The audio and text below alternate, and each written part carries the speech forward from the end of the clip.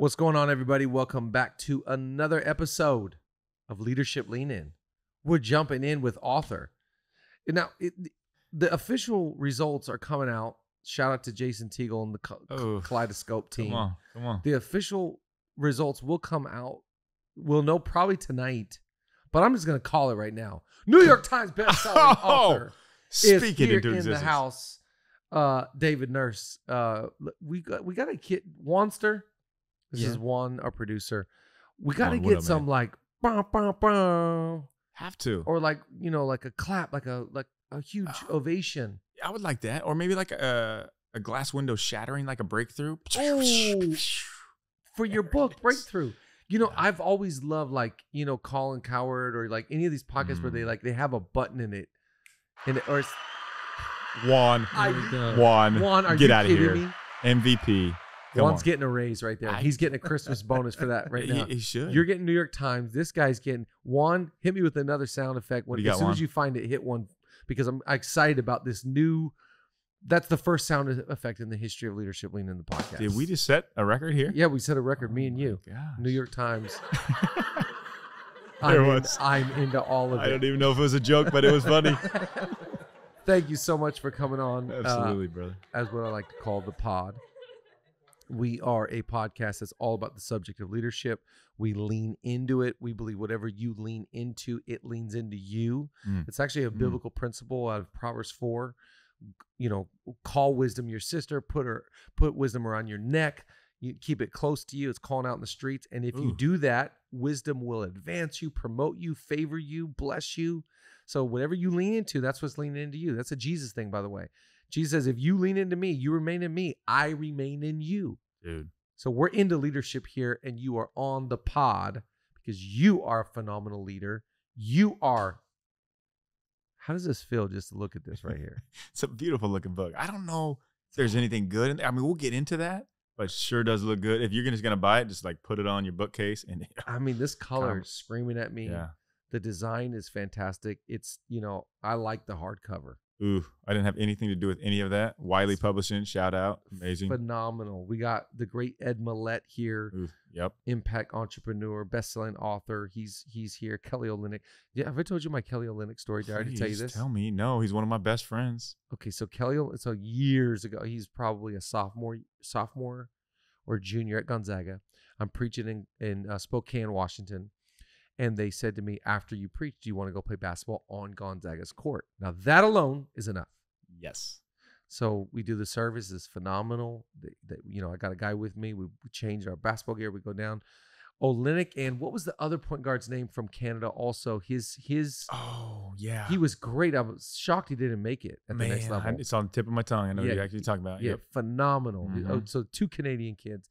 They're there just shooting. So they start playing with us. So me and Olynyk run the whole night. And Vine had just come out. Yeah. So me and Olynyk are playing. We're getting along. We're talking in between. We're having fun. And then I had just started a Vine account. And I said, let's make this video. So we did this really cool Vine video. And he loved it. He's like, I can't believe how good it turned out. So we exchanged numbers and we kept in contact for a while. That guy is a phenomenal hooper and person. Oh, we're taking a selfie and sending this to him. Like, he's amazing, incredibly talented. Get this. So we go to Hawaii, me and my wife and him and his fiance. He's the best photographer I've ever been around. Stop. Oh, yeah. He's a creative. Best cook. Like, wow. He's started his own Kel's Kitchen. Dude's, talented. It's amazing. Yeah. He's in Detroit right now, right? In Detroit. That's tough stuff. Yeah. So it's always hard to leave South Beach. It is. For the roaring metropolis of Detroit. But by the way, the other night when the fight happened, I love having you on the pod because we can talk leadership and basketball. Oh, yeah. We better. You right? We have to. There's not a lot of people I've had on the pod that have NBA in their handle. Yeah, that's true. Hey, let's just say that's about the only handle I had on the court. I could shoot it, but the handle wasn't going there.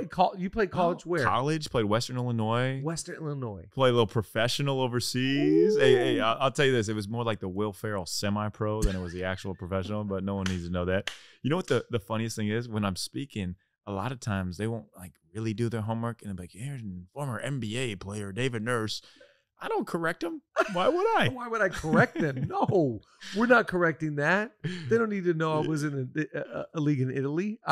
Yeah, totally. It was in the northern Spain, Basque region. Don't even speak Spanish up there. And wow. Yeah, the whole story of it is, man, I poured every ounce I had into playing in the NBA. Like I grew up in the middle of nowhere cornfields of Iowa. My vertical leap is about 2. My parents probably should have said play golf or tennis, something like that. Right. I'm like, nah, I got this. NBA, MJ, that's me. Yep. And I grind my way to college basketball overseas, and I get cut from the 2nd division team, joke of a team. And I'd poured everything I had into it. I was doing like 2-a-days, film study. So like, I still thought I was playing in the NBA with no backup plan at 24 years old. And I come home and feeling bad for myself, and I was told I wasn't good enough for that. Like all my hopes, goals, and dreams turned upside down, face rubbed in the dirt, and I'm just licking my wounds on my parents' recliner chair for 6 months down in a small town, Missouri. And my mom said this quote. She'd always say these motivational, inspirational quotes. I was just like, whatever, Mom, in one ear, out the other ear. Right. But I remember vividly, she was doing dishes. I was kicked back in the chair. She said, David, when one door closes, 4 open, in an entire beachfront patio overlooking the ocean. Ooh. I was like, stop, wait, what? No, I thought it was 1 and 1. Right. But what it told me was, it opened my mind. It's the pivot I made in my life was, okay, all this I had poured into playing in the NBA wasn't necessarily for me, but it was to teach me how to teach others who had more God-given ability, athleticism, 7-foot height to get to the NBA on their own. So that's when I made my mission. Okay, time to be an NBA coach. And so you, that's 24. When do you start really getting into training and coaching and teaching it? Yeah, right then. So I called, emailed, and hand wrote a letter to every NBA GM. Wow. One of them got back to me a month and a half later. Wow. The Clippers, I know you're a Lakers fan. They didn't get back to me. I've got a Lakers story with Pelinka. I'll tell you later since you're a Lakers fan. Anyways, the Clippers GM, Gary Sachs, he got back to me. We had a short conversation, and basically it was like, you know, if you're ever out in LA, look me up. Let's grab coffee. Kind of good luck with the rest of your life type of thing. But I took that as an opportunity. I booked a ticket to LA for the following week, used all my money, stole some of my parents. I was going to be out in LA that following week to do a basketball camp. Right. So I didn't seem desperate. And we had a great conversation, hit it off. And every relationship in the NBA stemmed from Gary Sachs right there. Like we just talked about Eric Spoelstra. Gary introduced me to Eric Spoelstra, Miami Heat, one of my closest friends now. Isn't that crazy? But the key point is I didn't just wait around. That's right. I love that part. I went and did. I figured that, you know what? Like, all I can do is shoot, so I can teach people how to shoot. Who's the best shooting coach there is? Chip England, San Antonio Spurs. I basically stalked the guy to be able to meet him. Wow. I drove out to Las Vegas without him knowing who I was, just for the opportunity to meet him. Meanwhile, I created these basketballs, these shooting form basketballs with this line down the middle. Wow. So you see the rotation on it. Yeah. Had them made in China, terrible leather. Don't ever do business with China. Sent to the Oakland seaport. I pop in my car, drive 29 hours from Kansas City to Oakland, and I spend the next 5 years of my life living out of my car and sleeping on friends' couches who didn't even know I was their friends, doing basketball camps for anybody that would take me in. Wow. And I say that, and you're like, oh, people are like, oh, man, wow, what a grind. But I enjoyed it. Yeah. Like, I loved it. It's like I got to see the whole, I got to see 50 Meet countries. so many people. Meet people. And I wake up 5 years later, fast forward 5 years, and I'm in Melbourne, Australia. I get an email. It says Brooklyn Nets shooting coach. Wow. I thought it was spam. Like, I didn't know anybody from the Nets. Yeah. Turns out Gary had introduced somebody to me and said, hey, you got to look at this guy. Next week, I'm the Brooklyn Nets shooting coach. There it was. So you go to Brooklyn, you're there, you're teaching, you're training. And did you ever feel like at any of the stops along the way, like this is a massive job. You're the Brooklyn Nets shooting coach. Do you feel like I was made to do this for a short term, or you feeling like I'm because now fast forward a couple years later, now you got a book, now you're speaking everywhere, you're doing all these amazing things. When you were there, it's amazing to watch the trajectory of a leader or just anybody's life, to be honest. Did you ever feel like when you were at the Nets, I'm going to be here for a short time, or this is going to last a really, really long time? So it's a great question. And I thought it was going to be my career. That's what I put pouring everything into. And I think it's the great lesson of don't just wait for things to come happen. Just go a direction. The worst thing you can do is just stay still and not do anything. Right. Like, you'll learn along the way. And most of your stops that you think are going to be your breakthrough probably aren't your overall breakthrough. So I'm in Brooklyn, and we go from 28th to 2nd in three-point shooting percentage. Massive jump. I'm getting all this news media. Wow. 28-year-old hot up-and-coming coach. GM says, we're doing a 3-year deal. We'll have you locked in for the long term. Like, good. I'm in. Man, I'm in. New head coach comes in at the end of the year real late in the game, and boom, door shut again. I'm fired right there on the spot. Just like that. And once again, it was the Who was the new coach? Kenny Atkinson. Can't stand him. Yeah. You know what? Didn't even say it to my face. Needs a breakthrough. It was through a text. Needs a breakthrough. He needs a breakthrough. Yeah, if you're listening, Kenny, needs a breakthrough. Like, why would he be listening? Yeah. Anyways. Up in Golden State as the assistant. I know you're listening. So I come out to LA, and I'm consulting for a friend of mine who coaches UCLA. And man, like from what happened there, getting that door shut has led me to meeting my amazing wife, who is way, way, way cooler than me. You know this for a proven fact. She's amazing. I get to write books. It goes back to what your mom said. That's it. And the funny thing is, I've never heard anybody say that, by the way. I love that. Yeah. When one door closes, say it again. 4 open in an entire beachfront patio overlooking the ocean. Like so many of us think if a door closes, oh, woe is me. But no, it's going to open you up to a better, greater opportunity. If I was still in Brooklyn, there would be no book. There would be no me speaking all over the place. There would be no this going on right here, right now. Wow. And guess what? Funny thing is, me and my wife live basically overlooking the ocean in Marina Del Rey. God's a funny dude. Not a bad life. That's not bad. It's actually a little bit better than Brooklyn. Although I love Brooklyn, Marina Del Rey in January is a little bit better than Brooklyn in January. It wins. Brooklyn's a cool place to go see and eat some food. Yeah. And act like you got some kind of like swag to you, but don't live there. The rats are 2 feet long. It's real. It's too real. So talk to me about the genesis of this whole project. Like, when did you sit down and go, I've got a book? Because I always feel like, to have a book idea big enough, the agent that helps me write books, she's always like, is this a chapter of a book, or is this big enough to be a book? When did you realize I got an idea that's big enough to be a book? Yeah. So this being the second book, my first book, I just wrote a ton of stories and I didn't really know what was going on. Had an amazing editor who kind of crafted them together, but I realized, okay, I've got all these great life stories and I can put them with a point and send a message through telling stories, because we all learn through stories. I mean, leaders know that like the best way to teach is stories. I mean, that Jesus, parables all the time. Always. Yeah, stories. That's what people need. And so for this book, it's funny because it came through my first big time speaking gig, which is incredible how it happened. And literally was on stage in front of 5,000 people. I got paid way too much money to do my first talk that they had no idea it was my first talk. Dude, again, welcome NBA superstar to the stage. But so starting point guard at the Brooklyn Nets, David Nurse is here.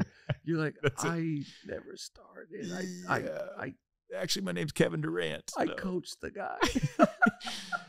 Dude, so when I got this gig, I didn't have a speaking reel. I was talking to them. I was like, you know what? I want to get into speaking because I had this moment that was my breakthrough. We'll just touch on my biggest breakthrough. Great. That is the enemy of great, as we know, is not bad. Bad things are easy to turn down. Good things, really good things, now they're tempting.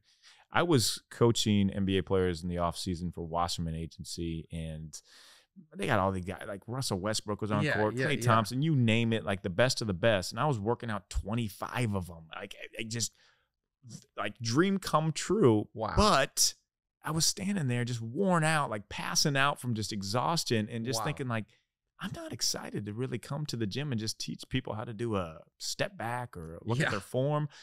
But what I did love was seeing them become encouraged in their life outside of basketball, knowing that their platform was so much bigger than just a basketball and dribbling around, that they could have a massive impact in seeing them become encouraged. I was like, okay, if this works for these guys at this high level, like it's got to work for other people too. Yeah. So I decided I love speaking. I love being in front of people, and it's a gift God has given me. So I was like, hey, I'm going to hit up anybody from a company that I knew that could possibly get me in touch with a person. Wow. It was Nestle Australia. Let's say fast forward like 6 phone calls and multiple emails. And I'm talking to the head guy that brings in speakers of Nestle. Just God's gift to even get this ability to talk to him. He's like, okay, send me over your reel. I don't have a reel. What's a reel? What is a reel? So we hire my wife's acting coach, and we go into this little church, and it's got this cool stage. I bring on different outfits. We bring in 3 friends, put them in the front row, so it looks like the place is sold out. Packed. And I'm doing different outfits, giving different talks, stopping and pointing. We get this cool reel, send it to him. He's like, "Yeah, we'll do it. This is amazing. Yeah, how much your fee?" And I mean, I said this number was way too high, and he's like, "Yeah, sure." I was like, "Dang it, I could have said more." So anyways, my breakthrough became in realizing that everything I'd poured into coaching in the NBA, once again, wasn't just for the NBA, right? But it was for my mission that I'm on is to encourage. And when I say the word encourage, it's not just a rah-rah type of thing. It's, if you break down the word encourage, it's en, which means the inside of you. So everything starts on the inside. It doesn't. Always. It's not a start with why. And I know we're doing the find your why. Yeah. Simon Sinek says start with why, but I disagree. It start with who, knowing who you are at the core, your self-awareness. So that's the in. And once you know the in, it leads you to the courage. And everybody's looking for courage. Yeah. Courage is the ability to literally take a step without knowing where it's going to go and be okay with it and go for your goals, go for your dreams. I'm a firm believer that we all have a God-given gift specifically for us, but yet we block it. We keep like, God gives me this gift, and I'm like, you know what? Billy down the road doesn't think it's that cool. I should probably not do it. Like, that's a slap in God's face. Yes. Like, what? Like, I'm so into people that just pour into their passion no matter what it is. Yep. Even if you go down to the local coffee place and the guy's like, "Ooh, this bean is roasted in Honduras at 37 degrees Fahrenheit." I love it, man. Tell me that backstory. Passion. Yep. And that's the courage. That's the courage that we can embrace. So you have your in, who you are, the courage, the gift. Jump into it. And I love seeing people get encouraged, like finding that gift. And then the mint is a play on mint, M-I-N-T, M-E-N-T, what your success is. It's a flip of the script. It's definitely not bank accounts, followings, anything like that. Nobody in the history of ever was on their deathbed like, "Yo, I got this big bank account, got a lot of money, I'm content with my life." Never going to happen. It's never going to happen to you either. Yeah. So it's figuring out what your own success is. So long story short, I love people to find their true encouragement. And so you sit down, you're writing this book out, you start fleshing out the idea. As you went down this road of breakthrough, what were some findings that you discovered where you go, man, this nuance or this fragrance, this, different idea, this, this facet, I discovered this in the writing process or as I was fleshing this out. What has really stood out to you that you go, man, this is one of my favorite parts of the book? That's so good. It's almost like choosing a favorite kid. Yeah, right. No, but mine's. I say my favorite kid. That's too funny.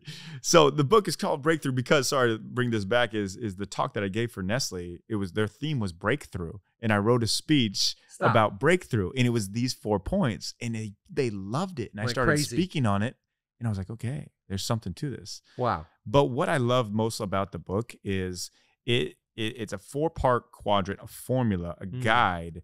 It's the tried and true over all these years of working with these NBA players, high-level minds, leaders, that if you live in this, that you live in the breakthrough mode. So breakthroughs, when you say the word, everybody's like, yeah, sure, that'd be great. I'd take one of those. Yeah. But they're abstract, right? Right. You can't really go grasp a physical breakthrough. It's kind of like that word culture. People say it, and what the heck does it mean until you actually show it? Yeah. So it's these happy little accidents, these strokes of luck, being able to actually, we recreate these and have it like a plan to do them, then we can create them daily. And each one of them, the first one is confidence. It flips it on the head. So I love flipping the narrative. Flipping the narrative in a way that actually is, because I mean, everything basically in life, if you look at what the media says or what anybody in society says, it's all of an agenda. You got to look at it the other way. Because usually, my rule in life is if everybody's going one way, I'm sprinting the other way as fast as I possibly can. That's why you said that about TV shows. You were like, if everybody's already discovered this show, I don't know if I'm going to be that into it. No, I don't want to be second at the party. I don't want to follow the pack. Right. So confidence, we kind of touched on, is all about your true self-awareness. It has nothing to do with the results. It has nothing to do with your resume. It has nothing to do with stats or anything like that. It's all about knowing who you are first. Cooperation is the second piece, and this is knowing the team around you. Nobody can ever do anything by themselves. It just doesn't happen. Right. And we are all misfits. I mean, Jesus, the best leader there is, he comes down and who's he call on? The king, Caesar? No, the misfits, the fisherman, the tax collector. Like, we surround ourselves with people who are misfits, like the 98 Bulls. You got Jordan, the best scorer. You got Pippen, the best sidekick. Kerr, the best shooter. Rodman, the best crazy man. You don't know what hair color he's going to show up with or what he's going to do every night. These misfits make the ultimate team. So you surround yourself with these type of people. And when I say misfits, I mean by that different strengths. Like, you don't just put yourself with yes men. Yep. You don't put yourself with just people who are only going to support you, or then you become the American Idol star, quote unquote star, who is so good, but you end up being William Hung, who's terrible. It's a great name reference. Yeah. I didn't know if I dropped that one today. I liked it. So yeah, your cooperation, finding your team of different strengths. We are not our weaknesses. That's just a compliments wish list to find our team. So once you have yourself, you have your team. Now the question is, what are you doing? What are you doing? If you're doing it for yourself, for your own game, you'll be miserable. You're never going to get anywhere. It's all about true, genuine service. That's it. And when I say service too, it's not necessarily about just going down to the local food bank or like that. Do that. That's great. But true service is about giving your time and energy when it's not convenient for you, when it doesn't fit in your Google Calendar, color coordinated, when somebody needs you and you are so in a hurry. Can you slow down? And when I say this, Chad, I'm terrible at it. I've got a schedule, and I like to go. Boom! I'm go. Oh, I got this Zoom. Oh, I got this meeting. Oh, I got this. Yeah. And there's times my wife will just come and try to give me, like, she'll want to just give me a hug in the afternoon, want to spend some time. And I'm like, I got to get this, and then we will. But then I find myself like, okay, I'm doing all this so that I can have time to spend time with her. Like, it's just giving, and we don't know what people are going through either. Like, people will hide things, will put on their masks. So if you can be that person, and this is what I do, it's changed my life. 3 years ago, I decided I was going to text message 3 people or send a video message to 3 people I haven't talked to for a while in my phone, just encouraging them. Like, you know what? Hey, I'm thinking of you. I'm here for you if there's anything I can do to help, and just let you know I'm in your corner. And some of the messages and responses I've got back have been like, man, I was so down. Like, I didn't know if I could go on. Like, potentially could be life-saving. Wow. And we can all do that. Yeah. That's service. We can all do that. So you have yourself, you have your team, you have the service. And now it's about that comes to the purpose. So purpose, and this is a huge point in this that I hit on. Purpose is not necessarily about what you are doing, but it's about who you're doing it for. I love that. Because we are all put here for a different reason. Not everybody is supposed to be a leader on the forefront. You can be a leader behind the scenes. You can be a leader just in your situation. And that's where it comes back to that whole being obsessed with your passion. Obsessed with your passion. And one of my favorite stories in that book, it's incredible. This guy, Jiro, sushi dude. If you've seen Jiro Dreams of Sushi. I haven't. Man, it's the best documentary. Wow. So he is the best sushi maker in the world. Wow. He's in Japan. Okay? Jeez. So I'm a sushi nut. Like, I'm not talking like, Costco sushi. I'm not even talking about Nobu sushi. You're talking about that Air One sushi. Oh, I'm kidding. That's even low class. I'm talking about the authentic. You're talking about the good stuff. The authentic Japanese. So I'd be lying if I told you that I didn't take the job to consult for the Japanese Basketball League because of sushi. So I go over there 3 days before I have to start work on court. So, because I want to find this guy, man. Yeah. Like, I want the best of the best. I'm obsessed with sushi. And so I go over there, and I can't find him the first couple of days. And I get this tip of where he's at, where his place is at, and it's underneath a train station. These train stations are wild. I've been over there a ton of times. I have no idea where I'm going. Wow. 2 stories underneath. And what you got to understand is Japanese people do not like confrontation at all. There's so many people over there. You're packed in like a sardine on the train. But I've never seen anybody push each other. Never seen anybody get in a fight. Wow. So I go down there, and I want to take a selfie with the Jiro sushi place, because everything's Instagram. Like, I didn't have to actually go there, but you would thought I would. And the guard slaps my hand and says no. Like, he just shakes his head. No. Like, that's how intense it is. That has never happened before. So last chance to find this guy. I start on court 9 a.m. There's a Suzuki fish market, which is the most famous fish market, massive. You got to get there at 4 a.m. where they're selling these giant tunas for like $2,000, $3,000. Kid you not, look it up. It's crazy. So I'm there at 4. I've got my little Google thing with Jiro's face on it, and I'm scanning people. And now I'm about 97.2% sure I found him, but the old Japanese men kind of all look the same. So anyways, I start following this guy, and he's going from spot to spot. This market goes deep, man, like hundreds of yards, the same type of fish. Wow. He's going through his routine. He's picking up the fish. He's rubbing the scales. He's smelling it. He's listening to it, all this weird stuff. Puts it down, goes to the next. Does the same thing, goes to the next and the next. It's like an hour in. I'm like, dude, pick a fish already. I got to get rolling. And finally, he comes to this fish. He does the same type of thing, does his routine, and that's the one he chooses. So how incredible is the best sushi maker in the world? Wow. He is going through this to find the best sushi that there is. To make. He doesn't have to. He doesn't have to do it, but he brings people joy through the best sushi that there is. Incredible. That's an amazing story. Incredible. I never got to go to his spot. I went to his son's spot, which was phenomenal. Yeah. But the point is being obsessed. And I think obsessed is a word that gets just thrown under the bus. Like, don't be obsessed. We want balance. We want 80-20. No, that's just to make people busy. I don't need to go to another yoga class or do this or do that. That's the FOMO right there. And I don't want to be balanced 80-20 loving my wife or the passion I'm on. Be obsessed with the gift God has given you. Wow. And do it with relentless consistency. And that just means day after day after day. That's the best compliment I can get from anybody. You are relentlessly consistent. So that's the formula. Confidence plus cooperation plus service plus purpose, and you're living in the breakthrough mode. You're living in the breakthrough. So you got to get all this, a flywheel effect. Flywheel, yeah. Once you get all this going, then you're living a life, not an event. You're living a life of breakthrough. A rhythm. So, the thing is, it's not hard. Like, it's a seamless thing to put. I'm not saying, hey, your morning routine has to have apple cider vinegar and last till 2 p.m. Like, no. You know who you are. You surround yourself with the people you want to be around, and you're that person for other people. Like whoever wants to be around people that are negative and says, you know what, I love that guy at the office. He just always brings me down and just such a bad mood. Right. Why be around him? Yep. You can put up with them. I love and even that. like family or friends from your past. No one says you have to give time and energy to them. Right. I don't have to call them and say, hey, I'm never going to talk to you again. But just don't focus on it. Be around people who are life-giving, like yourself, like our friends that we have. Like I tell people, hey, I'm producing a show. And they're like, okay, go for it. Like, yeah, I'm going to do it. It's already in the works. It's going to happen. Or I'm going to write another book. I'm going to write a book here. Like, do it. But most people will surround themselves with people like, I'm the crab in the barrel. I'm going to pull you down. Yeah, pull you down. That's it. That's it. How long until you get this going? These 4 areas. What age? So 24, you start training. You're working for the Nets. You come into this sweet space of your life. You're living in Marina Del Rey. How old do you think you were when you started to get all of this working? Probably didn't even have the language on it yet. Yeah. When do you feel like you started to live this out? Man, that's such a great question.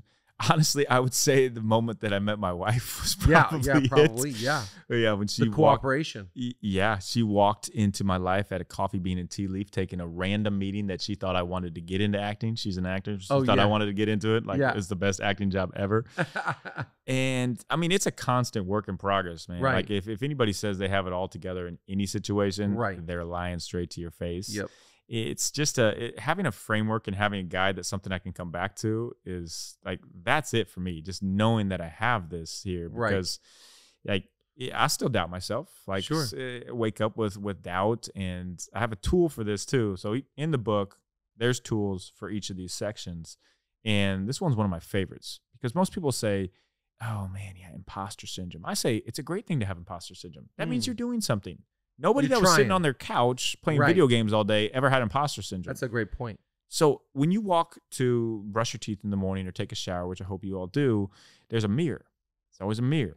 And that mirror is the mirror of self-doubt, foggy mirror. So you imagine that it's all foggy because we have 50,000 self-talk thoughts daily. Wow. Do all these crazy studies, and 80% of them are negative. 40,000 negative self-talk thoughts floating through your mind. Wild. So it's crazy. The motion is our hands are our tools. We always have our hands with us. So you just stand there in front of the mirror and you make a motion of wiping the fog away. Wipe the fog away. So now you're making that decision internally with your subconscious. Okay, I'm not living in self-doubt. I'm living in the confidence, self-awareness of who I am. Just through that motion. It's like the confidence stance. You stand confident. Yeah. You're supposed to feel more confident. Whatever. I don't know if that works, but I know this does. So yeah, man, it's like I build these habits into my day, and I mean, surrounding yourself with the right people, serving, like I said, it's doesn't always come easy for me. And I'm not even telling you like, hey, if you do this, this is when your breakthrough is going to happen. Right. But I will tell you, if you don't do it, they're going to continue to be happy accidents, and they won't happen. That's the worst. That's the worst. Yeah. And I think, people like yourself, and, we met through Colin Henderson. That's how we got connected. Yeah. And guys like Colin, guys like John Gordon, Ed's here in the book, yourself, highly motivated, highly intentional people. I like that you acknowledge that, I'm not perfect. And you deal with doubt. I always say, we all have a touch of insecurity. We all have a touch of doubt. Totally. But that's why you have to build a confidence routine, or you have to build the tools that you're talking about, because that you won't get breakthrough dwelling on the negative things, and you won't get breakthrough sitting around. Totally. You have to be active. You have to acknowledge. You have to be even vulnerable and transparent as a person. This is where I'm at. Everybody wants breakthrough. But breakthrough is different for each person. Totally. Yep. Think about that. Think about your breakthrough is different than my breakthrough, because I'm stuck in an area of my life that you're probably unstuck. So I got to get this going in my life, because there's breakthroughs that I need for me to become the best version of myself.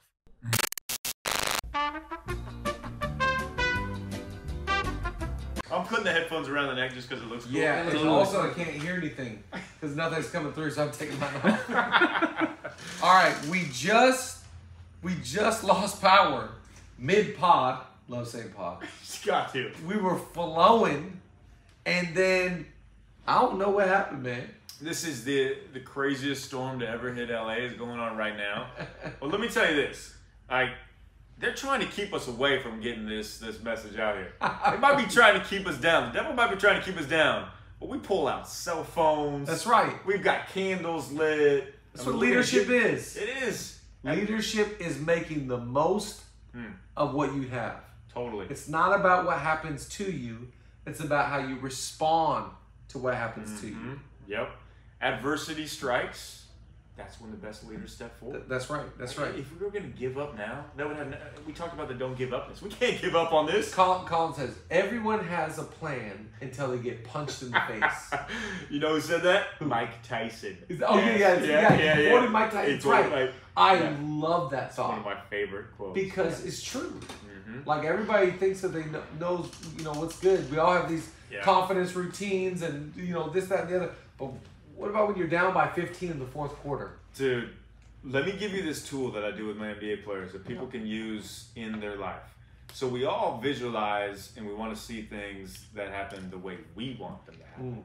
So people will visualize a basketball game, or NBA players will. They'll see themselves scoring points, or we'll see ourselves doing this, or we step on stage, or we make a business sale, or at home we're whipping up these amazing pancakes. Whatever it is, you see yourself doing it in a great light. But the real ones that separate themselves, they visualize it when the storm hits. Ooh. Because the storm is always going to hit. Always. Nothing ever goes the way it's planned. But Never. How are you going to react? Are you going to look at it as like, oh, well, the storm hit, I'm just going to come back into my shell? Or it's, all right, I've already seen this happen. I know how this plays out. Right. I got this. Yep. I think it goes back to like what John talks about a lot, John Gordon, the power of positive leadership. Yeah. How can you stay positive in the midst of adversity? Yes. I love watching Russell Wilson on the sideline. They're down by 20. They're not playing that good. He's going around. He's like, come on, we got this. We're in this. Like, don't give up hope. Yeah. And just half of it is just lifting above your emotions and saying the right things in the right time to people. Absolutely. And those type of people, Russell Wilson's, John Gordon's, like what I love about them, and I don't know Russell, but I know John real well, is they don't just like encourage, they don't just support, they also challenge. So I think the best leaders, and it's in the book, there's a chapter about it, that the best leaders challenge and support, not just one. Like, so I'll give you an example story here. 2 years ago, I get an offer from the Phoenix Suns to run their whole player development. Wow. Like, James Jones is flying me down there for 3 months, and I'm consulting for him. Like, we're gonna give you the reins, and I can bring in all my sleep optimization, my health and well. Like, I'm a nut for that kind of stuff. All of it. Dream job on the table. Everybody's like, David, take it. That's so great. You're back in NBA, yeah. And I have a conversation with John. He's like, okay, that's cool, but is that really what you want to be doing? Is that really what? Oh God. Let's keep it rolling. The beats, baby. Oh, does it get any more raw and good, better than this? That's my new walk-up. Was that your whole playlist? No. It's good. So this thing also has like little musical options and like applause. That's my new walk-up. That's supposed to be an intro, yeah. So you want to. All right, I'll run that right. So his dream job. Everybody's saying you should dream take job. And then I talked to John. I have this conversation with John. He's like, "Yo, is that really what you want to do for the rest of your life? Is that what God's put you to do? Just be on a basketball court?" Wow. He's like, "I think you have so much more in you." Jeez. So instead of taking what everybody else said was this amazing job, I knew it was going to keep me from my great. So if I didn't have John, if I didn't have Ed Milet, if I don't have you now, if I don't have these people that are going to support me, yes, but also, hey, I'm going to challenge you too. I'm going to push you. That's what great leaders do. That is what great leaders do. That's right. Well, we want to say thank you so much for joining us on Leadership Lean In, the first podcast ever to have the power go out. Make sure you check out this amazing book by this amazing man. Thank you so much. Chad, you're the best. For being Thanks, on this brother. podcast. Thank We you. love you. We'll see you next time.